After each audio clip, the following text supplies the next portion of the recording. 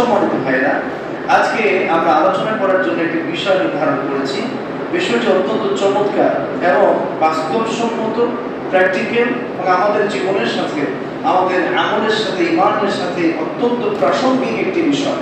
আমি আলোচনার বিষয়ে শিরোনাম নির্ধারণ করেছি যে নামাজ কেন আজ ব্যর্থ হচ্ছে। আমরা নামাজ পড়ছি, কিন্তু আমাদের নামাজ কি আদৌ আমাদের জীবনে কোনো ভূমিকা রাখছে, নাকি শুধু আমরা পড়েই যাচ্ছি? কারণ সূরাতুল আনকাবুতে আল্লাহ সুবহানাহু ওয়া তাআলা বলছেন, উতলু মা উহিয়া ইলাইকা মিনাল কিতাবি ওয়া আকিমিস সালাহ। হে মুহাম্মদ সাল্লাল্লাহু আলাইহি ওয়াসাল্লাম, তোমার প্রতি ওহীর মাধ্যমে আমি যা কিছু অবতীর্ণ করছি এগুলো মানুষের সামনে পাঠ করে তুমি শোনাও, আর তুমি সালাত কায়েম করো। কেননা ইন্নাস সালাতা তানহা আনিল ফাহশাই ওয়াল মুনকার, নামাজ এমন একটি ইবাদত, নিঃসন্দেহে নামাজ যদি মানুষ আদায় করে, নামাজি ব্যক্তি সকল প্রকার অন্যায় কাজ থেকে, অশ্লীল কাজ থেকে, পাপের কাজ থেকে এই নামাজের মাধ্যমে তার জীবনকে পরিশুদ্ধ করতে পারবে। নামাজ তাদেরকে পবিত্র মানুষ বানাবে। ওয়ালা যিকরুল্লাহি আকবার, আর আল্লাহর স্মরণটাই হলো সবচেয়ে বড়। আমরা যা করি আল্লাহ সুবহানাহু ওয়া তাআলা সে সম্পর্কে জানে। এই আয়াতে আল্লাহ পাক সৃষ্টি জগতের স্রষ্টা, নামাজ এর মতো বিধান যিনি দিলেন, আমাদেরকে যিনি সৃষ্টি করলেন, তিনি বলছেন নামাজ হচ্ছে এমন একটি ফর্মুলা, নামাজ হচ্ছে এমন একটি পদ্ধতি, এমন একটি ইবাদত যার মাধ্যমে একজন মানুষ অবশ্যই সকল প্রকারের পাপ ছেড়ে দেবে। একজন মানুষ অবশ্যই সকল প্রকারের অন্যায়, অশ্লীলতা, বেহায়াপনা, নিষিদ্ধ কাজ, হারাম কাজ ছাড়তে বাধ্য হবে। এই কথা কে বলেছেন? জোরে বলেন, কে বলেছেন? আল্লাহ তাআলা কি সত্য বলেন না মিথ্যা বলেন? আল্লাহ পাক বলেছেন, ওয়ামান আসদাকু মিনাল্লাহি কিলা, আল্লাহর চেয়ে সত্য কথা বলে আমার কে আছে? ওয়ামান আসদাকু মিনাল্লাহি হাদিসা, আল্লাহর কথার চাইতে বাস্তবসম্মত সত্য কথা আর কার হতে পারে? তো আল্লাহ যদি এই কথা বলেন, এবার আমরা আমাদের জীবনের সাথে মেলাই, নামাজ পড়ে অন্যায় করে এরকম মানুষের সমাজে আছে? জোরে বলেন, আছে কি? মসজিদ থেকে বের হয়েই অন্যায় কাজ শুরু হয়, এরকম মুসল্লি আছে না নাই? বছরের পর বছর, যুগের পর যুগ মানুষ নামাজ পড়ছে এবং পাপের সাথেও যুগের পর যুগ সংশ্লিষ্ট আছে, এমন মুসল্লি আছে না নাই? আছে। তাই এই সব কথাটা কারটা সত্য?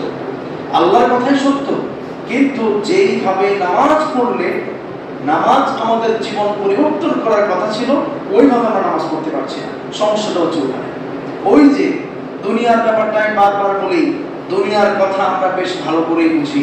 সেটি কি? কোন ব্যক্তি ডক্টরের কাছে গিয়েছেন, ওষুধ খাচ্ছেন, পরামর্শ নিয়ে রোগ ভালো হচ্ছে না, সারছে না, আমরা কি করি?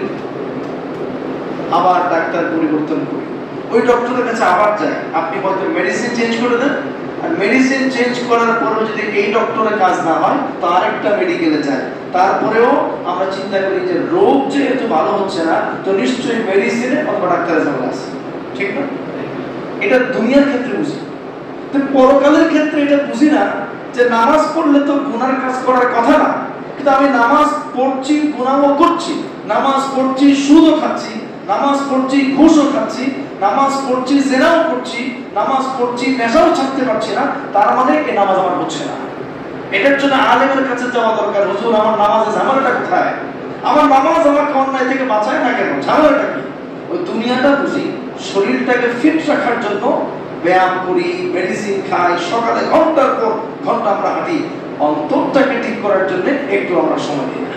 অথচ শরীর যার আছে সুস্থ, মনটা যার সুস্থ না, সে কি সুস্থ মানুষ নাকি অসুস্থ মানুষ? অসুস্থ মানুষ। এই জন্যে নামাজের ব্যাপারটা বুঝতে হবে। আপনি চাকরি করলেন, 1 মাস চাকরি করলেন, মাস শেষে যখন স্যালারি করতে গেলেন দেখা গেল আপনার কোনো স্যালারি নাই, উল্টো জরিমানা।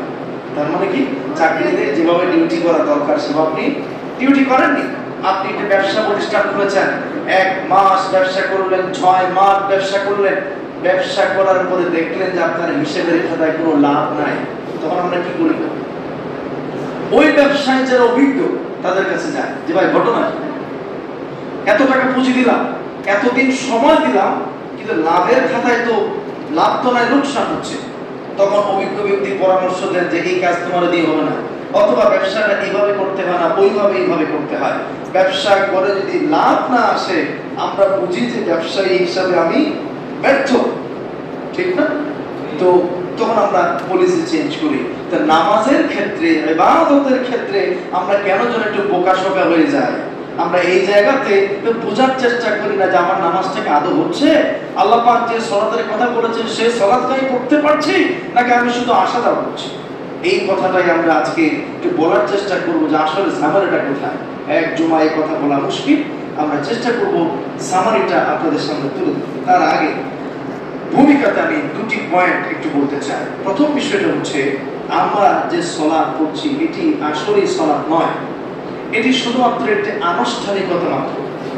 কথাটি বোঝার চেষ্টা করুন। আমরা প্রত্যেকদিন যে 5 ওয়াক্ত সালাত পড়ছি, প্রকৃত অর্থে অধিকাংশ মানুষ সালাত পড়ছি না। নামাজের একটা কি করছি, আনুষ্ঠানিকতা মাত্র। মসজিদে আসছি, রুকু সিজদা করছি, আবার ঘরে ফিরে যাচ্ছি, কিছু দোয়া কালাম মুখস্থ করছি, এমন কিছু পড়ছি যা আমরা কিছুই বুঝতেছি না। ইমাম সাহেব কি বললেন আমরা বুঝি না। নামাজের রুকুতে, সিজদাতে, দোয়াতে বসে কি পড়ছি তোতা পাখির মতো, তার অর্থ বুঝি না, ব্যাখ্যাও জানি না। এমনকি আল্লাহু আকবারের অর্থ অধিকাংশ মানুষ জানি না। আমরা যে সালাত পড়ছি, আমি বলি আমার ভাষায়, এটি কেবলমাত্র একটি আনুষ্ঠানিকতা মাত্র। সালাত প্রকৃত অর্থে আমাদের পড়া হচ্ছে না। বাংলাদেশের একজন বিখ্যাত প্রফেসর তিনি বলেছিলেন, আমাদের নামাজের দুরবস্থা আমি 3টি উদাহরণ দিতে পারি। এক, তিনি বলছেন আমাদের নামাজ হচ্ছে অটো নামাজ। কি নামাজ বলুন তো? অটো নামাজ, অটো সালাত। কিভাবে আপনি বুঝবেন? একজন ব্যক্তি নামাজে দাঁড়ালো, আল্লাহু আকবার, মুখ থেকে কি আসে? সুবহানাকাল্লাহুম্মা। এটা কি ইচ্ছা করে আসে নাকি না চাইলেও চলে আসে? না চাইলে আসে। সূরা এটা পড়লাম, অটোমেটিক সূরা ফাতিহা আসছে। সূরা ফাতিহা শুরু করে যে আপনাকে প্রত্যেকটা আয়াত মনোযোগ দিয়ে পড়তে হচ্ছে এরকম না, অটো চলতেছে। রুকুতে গেলে সুবহান রাব্বিল আযীম, অটো আসতেছে। আত্তাহিয়াত শুরু করলেন, অটোমেটিক দোয়া মাসুরা শেষ হয়ে যাচ্ছে। অর্থাৎ এটা যেন মানে একটা অটো সালাত। আপনি মনোযোগ যেদিকেই থাকো, নামাজ কিন্তু অটোমেটিক কি হয়ে যাচ্ছে, শেষ হয়ে যাচ্ছে। তিনি বলছেন আমাদের সালাতটা যেন অনেকটা অটো সালাত, অটো নামাজ হয়ে গেছে। আরবে একটা বিখ্যাত ঘটনা আছে। একটি যে কোনো একটি সংস্থা নামাজ নিয়ে একটি সেমিনারের আয়োজন করেছে। মনোযোগ দেন। সেমিনারে দেশের একজন প্রখ্যাত ইসলামিক স্কলারকে তারা আমন্ত্রণ জানিয়েছে, দেশে আপনি আমাদের সেমিনারে আসবেন এবং নামাজ নিয়ে একটি বক্তব্য রাখবেন। যথাসময়ে সেমিনারের আয়োজন করা হলো। হাজার হাজার মানুষ সেমিনারে আসলেন। মনে করুন যে সময় দেওয়া হয়েছে সকাল 10টায় মানুষজন উপস্থিত হলেন, কিন্তু যিনি সেমিনারের আলোচক তিনি সেমিনারে আসলেন না। 10টা চলে গেল। তার আলোচনার সময় ছিল 2 ঘন্টা। 11টা বেজে গেল। তিনি আসলেন 11টা শেষ হওয়ার কিছুক্ষণ আগে, অর্থাৎ তার নির্ধারিত সময়ে একটু সময় বাকি থাকতেই তিনি আসলেন এমন অবস্থায় যে তার পুরো শরীর ঘেমে গিয়েছে, কাপড় ভিজা, কেমন যদি তিনি তাড়াহুড়া করছেন। এসে স্টেজে দাঁড়িয়ে বললেন যে প্রিয় ভাইরা, আমি দুঃখিত যথাসময়ে আপনাদের কাছে আসতে পারিনি, আমার অনেক ব্যস্ততা ছিল। এই কথা বলে তিনি 2-4 মিনিট কি যেন বললেন খুব তাড়াহুড়া করে। কিছু মানুষ বুঝতে পারলো, অধিকাংশরা কিছুই বুঝতে পারলো না। তিনি বললেন ওমা আলাইনা ইল্লাল বালাগ ওয়া তাওফীকি ইল্লা বিল্লাহ, আসসালামু আলাইকুম ওয়া রাহমাতুল্লাহি ওয়া বারাকাতুহু। আজকে মত চলে যাচ্ছে। আয়োজকরা তার প্রতি বড়ই বিরক্ত হলেন। উপস্থিত শ্রোতারাও তার প্রতি চরম বিরক্ত হলেন। এত আশা নিয়ে, ভরসা নিয়ে আসলাম, তিনি বা কি বললেন? আয়োজকরাও লজ্জিত হলেন।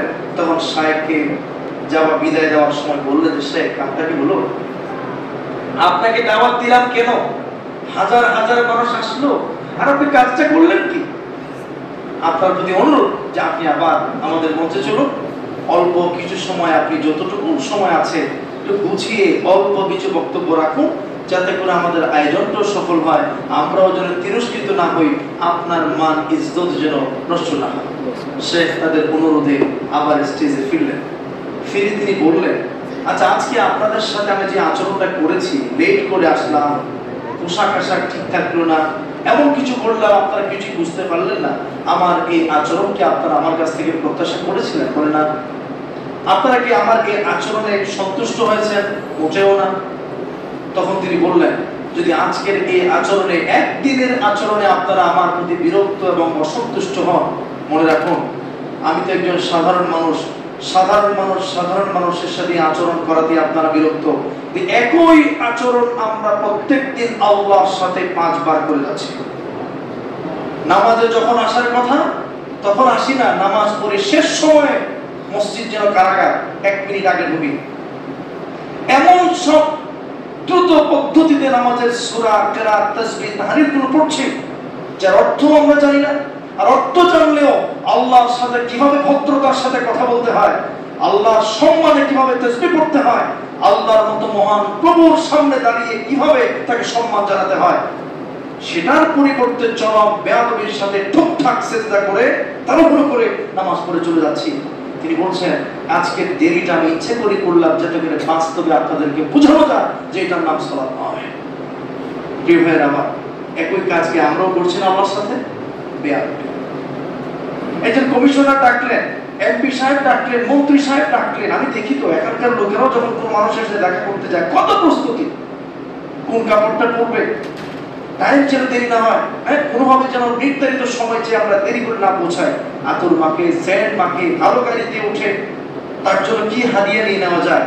আপনি আল্লাহর সাথে দেখা করছেন, তিনি কমিশনার, এমপি, মন্ত্রী, প্রধানমন্ত্রী, রাষ্ট্রপতি নয়, যার এক শব্দের উচ্চারণে গোটা পৃথিবী ধ্বংস হয়ে যেতে পারে।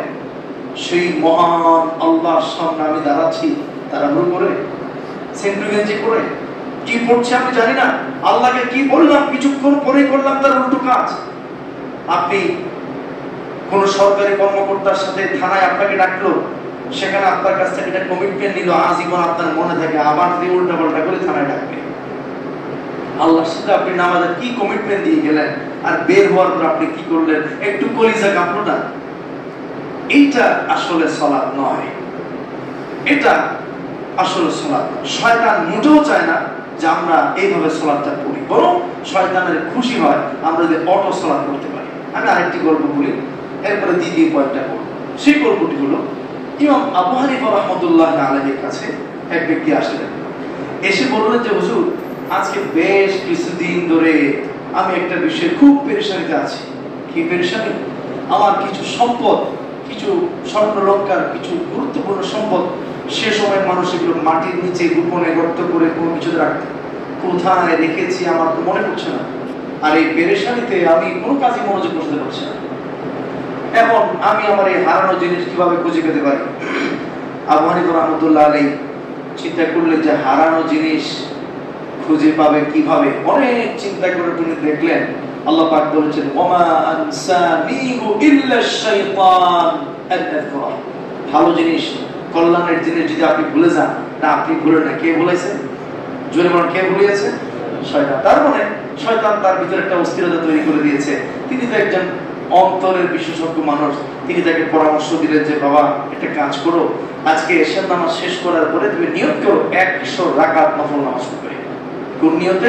100 রাকাত নামাজ পড়বে, আল্লাহকে বলবে আল্লাহ জিনিসটা কোথায় হারিয়ে গেছে জানি না, তুমি আমার স্মরণে দাও বা এটার সন্ধান দিয়ে দাও। লোকটি বলেন আবু হানিফার কথা অনুযায়ী এশার নামাজের পরে খাবার দাবার খেয়ে ওযু কালাম করে আমি যেই না 100 রাকাত সালাতের জন্য বিছানায় দাঁড়িয়ে আল্লাহু আকবার বললাম, সাথে সাথে মনে পড়ল জিনিসটা কোথায় আছে। দেখি নামাজের ফজিলত কি বলে, নামাজের ফজিলত। আবু হানিফা বুঝতে পারলেন। পরের দিন ওই লোকটি যে বলল, হুজুর আমার তো 100 রাকাত পড়তে হয়নি, প্রথম রাকাতেই মনে পড়েছে জিনিসটা কোথায় রেখেছি। আবু হানিফা বললেন, আমি জানতাম শয়তান 100 রাকাত নামাজকে সহ্য করবে না, সে তোমাকে মনে করাই দিবে যে জিনিসটা কোথায় রাখছো। শয়তান এটা কখনো চায় না যে আপনি নামাজে মনোযোগী হন। শয়তান এটা কখনো চায় না যে নামাজ আপনি বুঝে শুনে পড়েন। শয়তান এটা কখনোই চায় না যে আপনি এমন সালাত পড়েন যে সালাত আপনাকে পাল্টাবে, পরিবার পাল্টাবে, সমাজ পাল্টাবে। অথচ এটি পরিবার পাল্টানোর জন্য, একটি ব্যক্তিকে পরিবর্তন করানোর জন্য, একটি সমাজকে পরিবর্তন করার জন্য আল্লাহ সুবহানাহু ওয়া তাআলার পক্ষ থেকে সবচাইতে কার্যকরী যে পদ্ধতি, সেটা কি পুলিশের অভিযান না, আইন শৃঙ্খলা বাহিনীর উপস্থিতি, কোনো কিছুই নয়।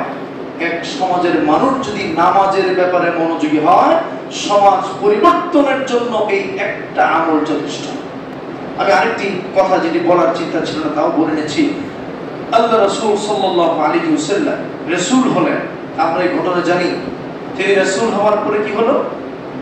তিনি রাসূল হওয়ার পরে আল্লাহ পাক যখন তার কাছে ওহী নাযিল করলেন হেরা গুহাতে, তিনি ভয় পেয়ে গেলেন। ভয় পাওয়ার পরে ঘরে আসলেন, স্ত্রীকে বললেন আমাকে কম্বল দ্বারা আবৃত করে দেন, জাম্মিলুনি জাম্মিলুনি। তার শরীরে জ্বর এসে গেছে, ভয়।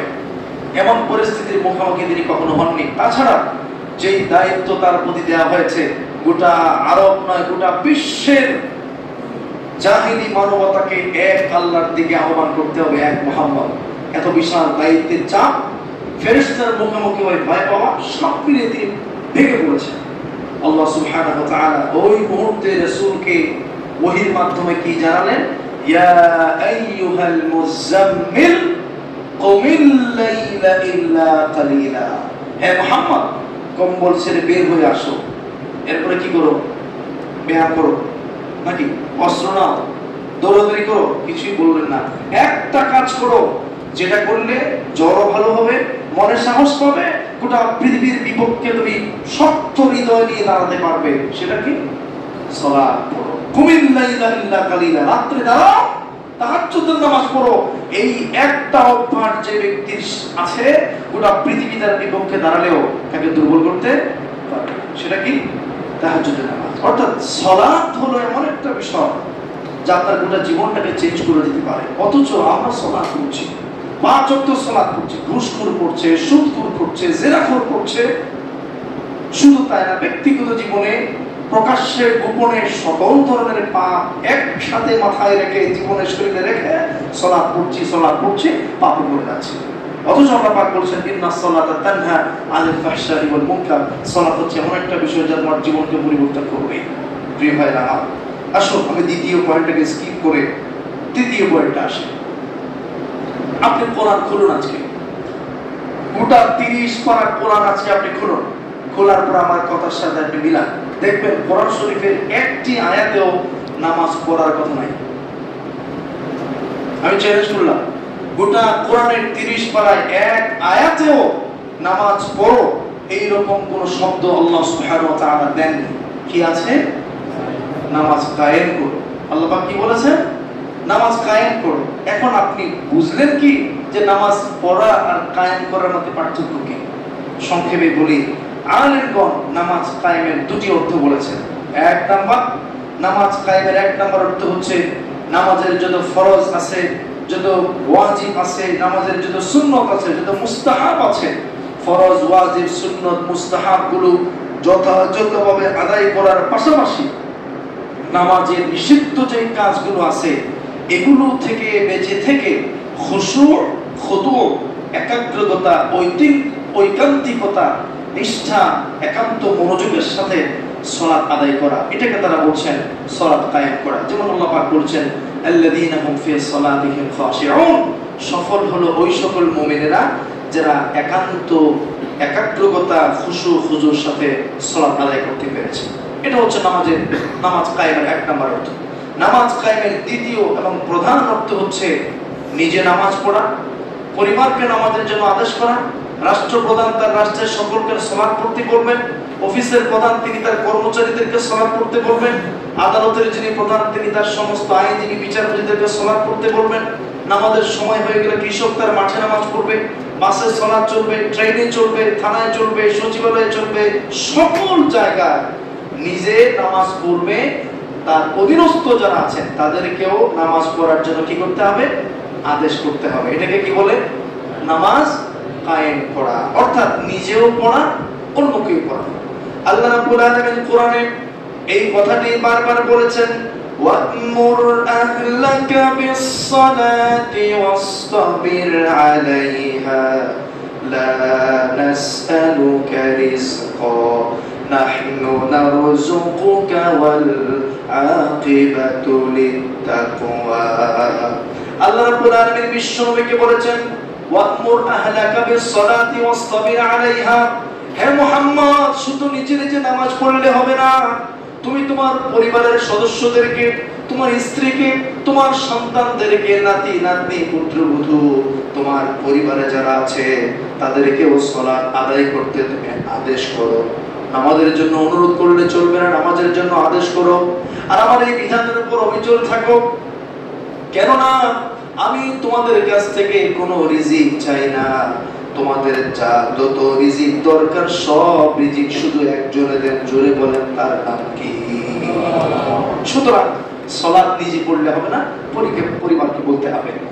আল্লাহ রাব্বুল আলামিন সূরাতুল হজ্জের মধ্যে বলেছেন আল্লাযীনা ইম্মাক্কান্নাহুম ফিল আরদি আকামুস সালাতা ওয়া আতাউজ যাকাতা ওয়া আমারু বিল মা'রুফি ওয়া নাহাউ আনিল মুনকার ওয়ালিল্লাহি আকিবাতুল উমুর। আমি যাদেরকে দয়া করে রাষ্ট্রীয় ক্ষমতা দেই, যাদেরকে আমি পরিবারের প্রধান বানাই, সমাজের নেতৃত্ব যাদেরকে দেই, রাষ্ট্র পরিচালনার দায়িত্ব যাদেরকে দেই, ওই দায়িত্ব পাওয়ার পরে তাদের চারটা কাজ। এক নাম্বার হলো তারা ওই সমাজে রাষ্ট্রে নামাজ কায়েম করবে, যাকাত আদায়ের ব্যবস্থা করবে, মানুষকে সৎ কাজের আদেশ করবে, আর সকল ক্ষমতা প্রয়োগ করে অন্যায় অশ্লীল কাজ থেকে মানুষকে বিরত রাখার ব্যবস্থা করবে। আর যারা সৎ কাজ করে পরকালের সমস্ত ফলাফল তাদের জন্যই। সুবহানাল্লাহ। তাইলে এখান থেকে দেখতে পেলাম যে নামাজ পারিবারিক ভাবে রাসূলকে আল্লাহ পাক আদেশ করেছেন। রাষ্ট্র যারা ক্ষমতায় আসবে, সমাজে যারা আসবে, পরিবারে যারা, অফিসে যারা আসবে, যার হাতে যে ক্ষমতা আছে ওই ক্ষমতা প্রয়োগ করে নামাজ অন্যদেরকে পড়ানোর দায়িত্ব তাদেরকে দিয়েছেন কে? আল্লাহ তাআলা। তাইলে আমরা ভুলটা করছি কোথায়? আমি নিজে নামাজ পড়ি, আমার যে 2, 3, 4, 5 ছেলে আছে তারা যে মসজিদে আসে না, তারা যে ফজরে ওঠে না, আমার পুত্র মসজিদে ঘুমিয়ে থাকে, আমার নাতি যে ঘুমায়, আমি অফিসে আছি, অফিস প্রধান, শুধু আমি নামাজ পড়ি, আমার অধীনস্থরা নামাজ পড়ে না, এইটাও যে আল্লাহর দায়িত্ব। আমার প্রতি নামাজ পড়া যেমন ফরজ, বাকিদেরকেও নামাজ পড়ানো যে ফরজ, এই বিষয়টা আমরা জানি না। এই জন্য আমি বলি যে কোরআন শরীফে নামাজ পড়ার কথা নাই। নামাজ কি করতে বলা হয়েছে? সবাই জুড়ে বলে নামাজ কি করতে বলা হয়েছে? সুতরাং আমরা নামাজ পড়বো, কিন্তু এর পাশাপাশি আমাদেরকে কি করতে হবে? নামাজ কায়েম করতে হবে। একা একা সালাত পড়লে হবে না। যদি আমরা নামাজ কায়েম করতাম তাহলে নামাজের একটা ফলাফল আমরা পেতাম। আজকে আমরা শেষ পয়েন্ট যেটি কথা বলতে চাই সেটি হচ্ছে অত্যন্ত গুরুত্বপূর্ণ, যে শুধুমাত্র আনুষ্ঠানিকতা মানেই নামাজ নয়, নামাজের শিক্ষাটা হলো প্রকৃত নামাজ। এই লাইনটা মুখস্থ করে ফেলতে হবে। আনুষ্ঠানিকতা মানে নামাজ নয়। নামাজ কোনটা? নামাজের শিক্ষা। ওই যে আবার প্রথম দিকের কথায় চলে আসি, দোকান খুলে শুধু ক্রয় বিক্রয় করা এটি ব্যবসা হয়। ব্যবসা কোনটা? ওই প্রফিট আমার হচ্ছে কিনা। ওষুধ খাওয়াটাই রোগ থেকে মুক্তির মূল ব্যাপার নয়, রোগ থেকে মুক্ত হচ্ছে কিনা এটাও আমাকে দেখতে হবে। এখানে বেশ কিছু বাস্তব উদাহরণ দেওয়া যায়। মনে করুন যে একজন ছাত্র মেডিকেলে পড়াশোনা করেছে, 5 বছর পড়লো, ইন্টার্নি করলো, সবকিছু করলো, এখন ডাক্তার হয়ে গেল। এতটুকুই কি একজন ছেলের জন্য যথেষ্ট? ওই পড়াশোনা শেষ করার পরেই হলো তার মূল কাজ। এখন সে তার প্রফেশনে এসে রোগী দেখে তার চিকিৎসা করতে পারছে কিনা, অপারেশন করতে পারছে কিনা, একজন মানুষ তার মাধ্যমে সুস্থ হচ্ছে কিনা, এটা যদি বোঝা যায় তাহলে বোঝা গেল তার 5 বছরের পড়াশোনা কি আছে, ঠিক আছে।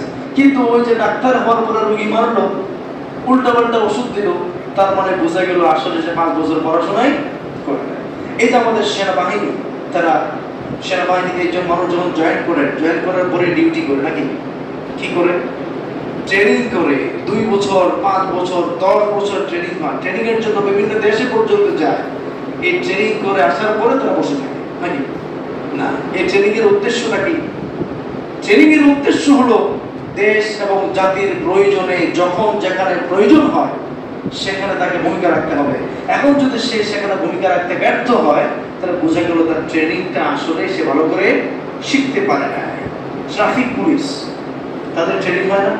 এখন একজন ব্যক্তি ট্রাফিক পুলিশ ট্রেনিং নেওয়ার পরে তাকে এখান মোড়ে দিল, অলঙ্কার মোড়ে দিল, জিএসএর মোড়ে দিল, আর দেখা গেল যে প্রচুর ট্রাফিক জ্যাম হচ্ছে, গাড়ি ঘোড়া ঘন্টার পর ঘন্টা আটকে থাকতে হচ্ছে। কি বোঝা গেল? সে হয়তো তার ট্রেনিংটা ঠিকভাবে নেয়নি, অথবা ট্রেনিং নেওয়ার পরে সে তার ট্রেনিংটাকে সঠিকভাবে কাজে লাগায়নি। এর সালাত হচ্ছে অনুরূপ। এটি হচ্ছে আল্লাহ সুবহানাহু ওয়া তাআলার পক্ষ থেকে মানুষকে পরিশুদ্ধ করার একটি ট্রেনিং মাত্র।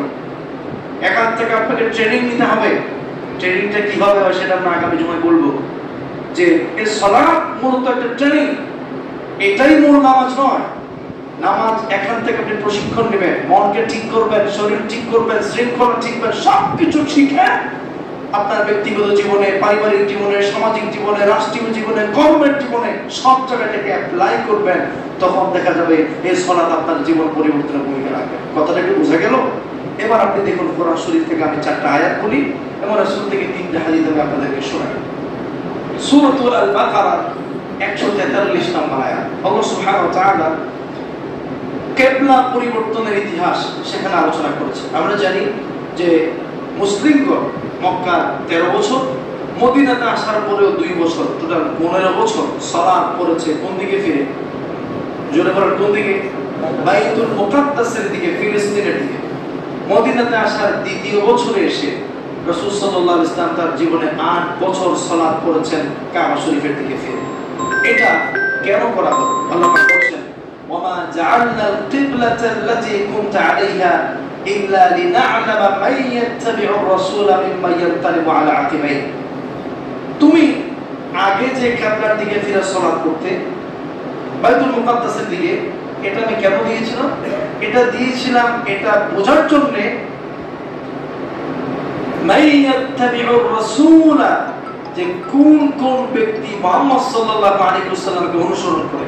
যে মুহাম্মদ সাল্লাল্লাহু আলাইহি ওয়াসাল্লাম বাইতুল মুকাদ্দাস থেকে ফিরে সালাত করে, যদি আমাদের মক্কাতে কিবলা আছে কিন্তু আমরা কিবলা দিকে ফিরে পড়ব না। রাসূল বলেছেন বাইতুল মুকাদ্দাস, কিবলা মক্কাতে থাকার পরেও নামাজ হবে কোন দিকে? বাইতুল মুকাদ্দাসের দিকে। আবার যখন আল্লাহ সুবহানাহু ওয়া তাআলা বাইতুল মুকাদ্দাস থেকে চেঞ্জ করে মক্কার দিকে করে দিলেন, আল্লাহ পাক দেখতে চাইলেন যে মুহাম্মদ সাল্লাল্লাহু আলাইহি ওয়াসাল্লামকে এখন বলেছে কাবাতে পড়তে, লোকজন কাবাতে পড়ে কিনা। তাহলে মূলটা ছিল টেস্ট করা। উদ্দেশ্যটা কি ছিল? টেস্ট করা যে তারা কি নিজেদের চিন্তাকে প্রাধান্য দেয় নাকি মুহাম্মদ সাল্লাল্লাহু আলাইহি ওয়াসাল্লাম যেটা বলেন সেটাকে অনুসরণ করে। আল্লাহ পাক বলছেন কিবলা পরিবর্তন এটা মূল ছিল না। মূল হচ্ছে লিনা'লামা মান ইয়াত্তাবি'ুর রাসূলা মিম্মান ইয়ানকালিবু আলা আকিবাইহি। আমি দেখতে চেয়েছিলাম আমার রাসূলকে তারা কে কে ফলো করে। রাসূল বলেছেন বাইতুল মুকাদ্দাস, যদিও কাবা শরীফ মক্কাতে আছে, মক্কায় কাবা থাকার পরেও নামাজ পড়তে হবে বাইতুল মুকাদ্দাসের দিকে। এটা হলো পরীক্ষা। আমার মদিনাতে যাওয়ার পরে বাইতুল মুকাদ্দাস থেকে পরিবর্তন করে আল্লাহ পাক মক্কা দিলেন। এবার আপনারা বুঝে থাকলে বলুন এর পিছনে মূল পরীক্ষাটা কি ছিল? রাসূলের আনুগত্যের পরীক্ষা, অনুসরণের পরীক্ষা। এবার আসুন আরেকটি আয়াত আমরা দেখি, সূরাতুল মাইদা। আল্লাহ পাক কি বলেছেন? তাহলে এখান থেকে বুঝলাম কিবলা পরিবর্তন এটা মূল না, মূল লক্ষ্য হচ্ছে রাসূলকে অনুসরণ করা। দ্বিতীয় আয়াত দেখুন, আল্লাহ পাক বলেছেন মা ইউরিদুল্লাহু লিয়াজআলা আলাইকুম মিন হারজ ওয়ালাকিন ইউরিদু লিইউতাহহিরাকুম ওয়া লিইউতিম্মা নি'মাতাহু আলাইকুম লাআল্লাকুম তাশকুরুন। ওযু ভেঙে গেলে আমরা ওযু করি, গোসল ফরজ হলে আমরা গোসল করি। ওযু করা, গোসল করা বিবেক দিয়ে বা স্বাভাবিকভাবে বলেন এটা কি সহজ কাজ না কঠিন কাজ? নিঃসন্দেহে কঠিন কাজ। হ্যাঁ, বাড়িতে করলে ওযু করতে হবে, এটা করলে ওযু করতে হবে, বারবার ওযুতে যাও, পানির ব্যবস্থা করো, ওযুখানা বানাও, এটা করো সেটা করো, এটা সহজ কাজ না কঠিন কাজ? আল্লাহ পাক বলছেন এটা কঠিন কাজ, কিন্তু আমার উদ্দেশ্য কঠিন করে দেওয়া না। আল্লাহ বলছেন বারবার কেন ওযু করতে দিলাম, বারবার কেন গোসল করতে দিলাম? লিইউতাহহিরা আলাইকুম। আল্লাহ পাক বলছেন এই ওযু, গোসল, এটার পেছনে আমার লক্ষ্য হচ্ছে মানুষকে পবিত্র রাখা, পরিচ্ছন্ন রাখা, রোগ মুক্ত জীবন এবং অন্তর যেন পাপ থেকে মুক্ত হয়। তাহলে ওযু করা, গোসল করা এটা আসল কাজ না। আসল কাজ কি? পবিত্রতা অর্জন করা। আপনি গোসল করলেন, পবিত্র হলেন, এটা গোসল হলো না। ওযু করলেন, আপনার পাপ মুক্ত হলো না, শরীরের ময়লা আবর্জনা দূর হলো না, তো ওযুর লক্ষ্যটা অর্জন হলো না। তাহলে ওযু করলাম একরকম, আর উদ্দেশ্য হলো কি আরেকটা। কোরআন শরীফে সূরাতুল বাকারার 177 নম্বর আয়াতে আপনি একটু মনোযোগ দেন, কি বলা হচ্ছে সেখানে? আল্লাহ পাক বলছেন লাইসাল বিররা আন তুওয়াল্লু ওয়ুজুহাকুম কিবলাল মাশরিকি ওয়াল মাগরিব। কে পশ্চিম দিকে ফিরলো আর কে পূর্ব দিকে ফিরলো এর মধ্যে কোনো কল্যাণ নেই।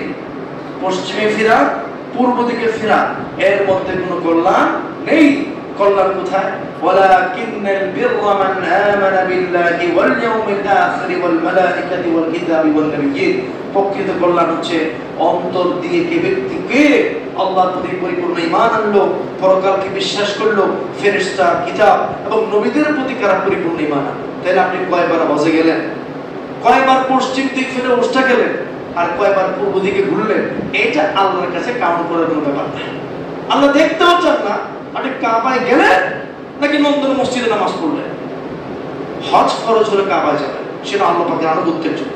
কিন্তু ওই পশ্চিমে পূর্বে কোনো কল্যাণ নাই, সমস্ত কল্যাণ হচ্ছে কার কাছে?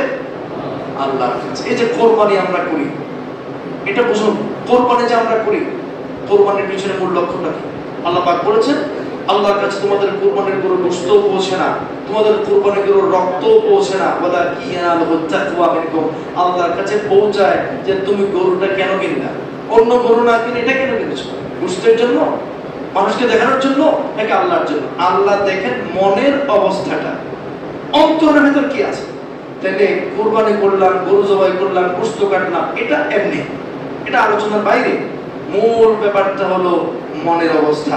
প্রিয় ভাইয়ের আমার, অনুরূপ ভাবে আমরা এখানে রুকু করছি, সিজদা করছি, তাসবিহ পড়ছি, অনেক কিছু করছি, এটা শুধুমাত্র একটা আনুষ্ঠানিকতা মাত্র। কিন্তু এর পেছনে আরেকটা উদ্দেশ্য আছে না নাই? আছে। সেই উদ্দেশ্যটা হচ্ছে মানুষকে পাপ মুক্ত, অপরাধ মুক্ত, অশ্লীলতা মুক্ত একটি জীবন উপহার দেয়া। এটা হলো সালাত নামক এই ইবাদতের একটি উদ্দেশ্য। যদি আমরা সেটি করতে না পারি, আল্লাহ পাক বলেন ফাওয়াইলুল লিল মুসাল্লিন, মুসল্লিদের জন্য জাহান্নাম। কাদের জন্য জাহান্নাম? জোরে বলেন, কারা জাহান্নামে যাবে? মুসল্লিরা। সূরা মাউন আমরা জানি আয়াতুল্লাযী ইয়াকাযিবু বিদ্দীন। আজকে ঘরে যে কোরআন শরীফটা খুলেন, আল্লাহ পাক বলেছেন ফাওয়াইলুল লিল মুসাল্লিন, মুসল্লিরা জাহান্নামে যাবে। কারা? আল্লাযীনা হুম আন সালাতিহিম সাহুন, যারা তাদের নামাজের ব্যাপারে উদাসীন। করলাম আর কি, আসলাম গেলাম, হ্যাঁ হাজিরা দিলাম, রুকু সিজদা একটু দিলাম, বাস। আল্লাযীনা হুম ইউরাউন, আর যারা মানুষকে দেখানোর জন্য সালাত করে, যারা তাদের নামাজের ব্যাপারে মনোযোগী না, নামাজকে যেভাবে পড়া দরকার সেভাবে পড়ে না, আর যারা মানুষকে দেখানোর জন্য সালাত করে, আল্লাহ বলছেন তারা মুসল্লি হলেও তারা ধ্বংস, তারা জাহান্নামে যাবে। সুতরাং আমরা এখান থেকে বুঝতে পারলাম, আমি আর 2 মিনিট সময় নিচ্ছি, 2 মিনিট হাদিস বলি, একটু দেখেন। এখান থেকে বুঝতে পারবেন যে নামাজ শুধু পড়া, মসজিদে আসা যাওয়া এটা উদ্দেশ্য না, উদ্দেশ্য অন্যটা। হাদিসটি বাইহাকি শরীফ এবং মুসনাদে আহমদের মধ্যে 4992 নম্বর হাদিস। বিখ্যাত সাহাবী আবু হুরায়রা রাদিয়াল্লাহু তাআলা আনহু তিনি বলেন, এক ব্যক্তি এসে বলল, ইয়া রাসূলুল্লাহ, ইন্না ফুলানাতান তুযাক্কিরু ফি কাথরাতি সালাতিহা ওয়া সিয়ামিহা ওয়া সাদাকাতিহা গায়রা আন্নাহা তুআদ্দি জিরানিহা বিলিসানিহা। এক ব্যক্তি এসে বলল, হুজুর, আমাদের সমাজে একটা মহিলা আছে, ওই মহিলাটা প্রচুর নামাজ পড়ে। মনোযোগ দেন, আমাদের সমাজে একটা কি আছে? মহিলা আছে। ওই মহিলাটা প্রচুর পরিমাণে সালাত পড়ে, প্রচুর পরিমাণে নফল রোজা রাখে, প্রচুর পরিমাণে দান সাদাকা করে। কি কি কাজ করে? নামাজ পড়ে, রোজা রাখে, আর কি করেন? শুধু অল্প করেন না বেশি করেন? বেশি বেশি পরিমাণে করেন, রাসূলকে বললেন। কিন্তু গায়রা আন্নাহা তুআদ্দি জিরানিহা বিলিসানিহা, কিন্তু তার মুখের ভাষা খুব খারাপ। সে তার আশপাশের লোকদেরকে গালিগালাজ করে, গীবত করে, মানুষকে কষ্ট দেয়, প্যাঁচ লাগায়, গন্ডগোল লাগায়, উস্কে দেয়, অর্থাৎ তার জিহ্বাটা মানুষের জন্য নিরাপদ না। فقال رسول الله صلى الله عليه وسلم هي في النار, রাসূল সাল্লাল্লাহু আলাইহি ওয়াসাল্লাম তখন বললেন, জেনে নাও এই মহিলাটা জাহান্নামে যাবে। সে কি পড়ে? নামাজ পড়ে। কম করে না বেশি পড়ে? রোজা রাখে, কম না বেশি রাখে? দান সাদাকা কম করে না বেশি করে? বেশি করে। নামাজ পড়ে লাভ হবে? নামাজ পড়ে লাভ হয় নাই, কারণ নামাজ যে জন্য আল্লাহ পাক ফরজ করেছেন ওই জিনিসটা সে অর্জন করতে পারে। ব্যবসা করে লাভ হলো না, যে প্রফিট হলো না, ওষুধ খেয়ে উপকার হলো না, তো ওষুধ খেয়ে কোনো ফায়দাই আসলো না। তো নামাজের উদ্দেশ্য ছিল পাপ থেকে বেঁচে থাকা। জিহ্বা দিয়ে মানুষকে কষ্ট দেয় একটা পাপ, কিন্তু আপনি সেই পাপ থেকে বাঁচতে পারলেন না, তারপর নামাজ, রোজা, হজ, যাকাত কোন কাজে আসলো না। তখন ওই ব্যক্তি বলল, ইয়া রাসূলুল্লাহ, ফাইন্না ফুলানাতান তুযাক্কিরু কিল্লাতি সিয়ামিহা ওয়া সাদাকাতিহা ওয়া সালাতিহা। আরেকটা মানুষ আছে, ওই লোক এত বেশি নফল নামাজ পড়ে না, এত বেশি দান সাদাকাও করে না, এত বেশি রোজাও রাখে না। ওয়া ইন্নাহা তুসাদ্দিকু বিল আযওয়ার মিনাল আকাদ ওয়া লা তুআদ্দি বিলিসানিহা জিরানিহা। ওই লোক এত বেশি দান সাদাকা করতে পারে না, কিন্তু তার জিহ্বাটা বড় ভালো, মানুষকে ভালো কথা বলে, প্যাঁচ লাগায় না, গীবত করে না, অশ্লীল কথা বলে না, মিথ্যা সাক্ষী দেয় না। অর্থাৎ তার মুখ দ্বারা বাস্তবে উপকার করতে না পারলেও মুখ দিয়ে সমস্যার সমাধান করে, মানুষকে আশ্বস্ত করে, ভদ্র কথা বলে, ভালো কথা বলে, কিন্তু নামাজ কম পড়ে, ওই 5 ওয়াক্ত পড়ে, নফল বেশি করতে পারে না, নফল রোজা রাখে না, এত দান সাদাকা করতে পারে না।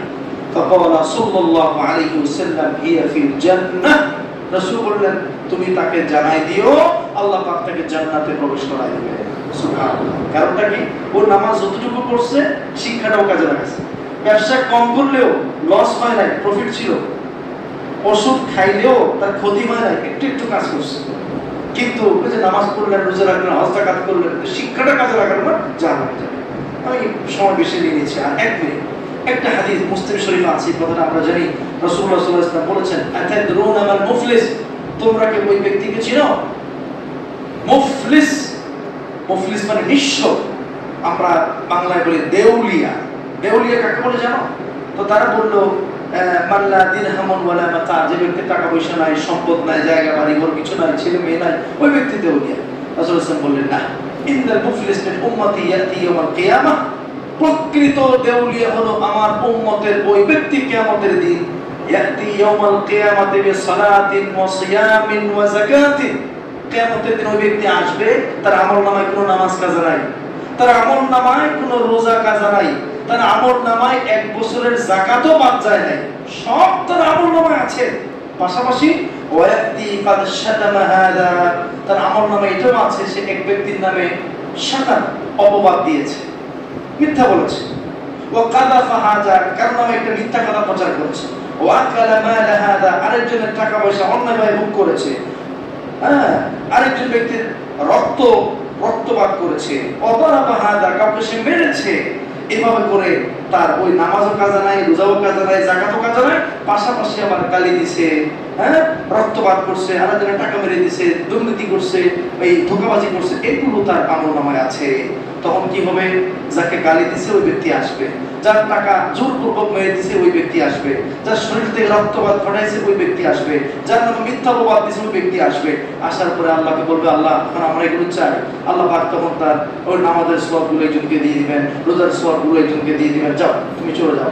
এভাবে করে পাওনাদারদেরকে তো টাকা দেওয়া যাবে না, ওই সওয়াব দিতে দিতে দিতে দিতে দেখা যাবে তার 1 ওয়াক্ত নামাজও নাই, রোজাও নাই, হজও নাই, যাকাতও নাই, কিন্তু মানুষ এখনো বাকি আছে, আরো চাই। তখন আল্লাহ পাক বলবেন, তোমাদেরকে দেওয়ার মতো কিছু নাই, তোমাদের পাপগুলো তারা দিয়ে দাও, তোমরা চলে যাও। তখন ওই লোকগুলো জান্নাতে চলে যাবে, আর এই নামাজি, রোজাদার, যাকাত দেওয়া ব্যক্তি কোথায় যাবে? জান্নাত, দেউলিয়া। এটা হলো প্রকৃত অর্থে দেউলিয়া। এবার আপনি একটু বিবেক দিয়ে প্রশ্ন করেন, আপনার নামাজ যে পড়তেছেন আদৌ কি নামাজ হচ্ছে, নাকি নামাজের নামে অন্য কিছু করছে? প্রিয় ভাইরা, আসুন আমরা আজকের আলোচনা এখানে শেষ করি। নামাজ আসলে কিভাবে পড়তে হবে, কোন নামাজ আমাদের জীবনে কার্যকরী ভূমিকা রাখবে, কিভাবে সালাত পড়লে দুনিয়াতেও কাজে লাগবে, পরকালেও কাজে লাগবে। আল্লাহ সুবহানাহু ওয়া তাআলা যেন আমাদেরকে বুঝার তৌফিক দান করেন। আমিন। ওয়া আখিরু দাওয়ানা আলহামদুলিল্লাহি রাব্বিল আলামিন।